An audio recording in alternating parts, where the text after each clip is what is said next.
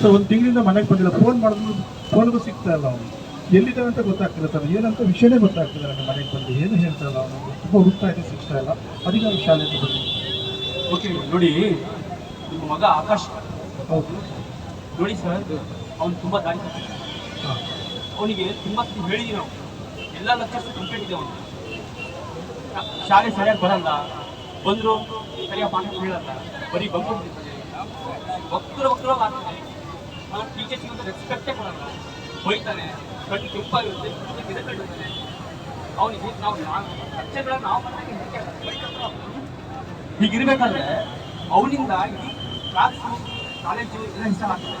ಈಗ ನೋಡಿ ಅಲ್ಲೆಲ್ಲ ಗೊಂಬೆ ಬಿದ್ದಿರ್ತಾನೆ. ಅವ್ನು ತುಂಬ ದಾರಿ ತಪ್ಪಿದ್ದಾನೆ, ಗಾಂಜಾ ಸೇರಿಸ್ತಾನೆ, ಸಿಗರೇಟ್ ಸೇರ್ತಾನೆ.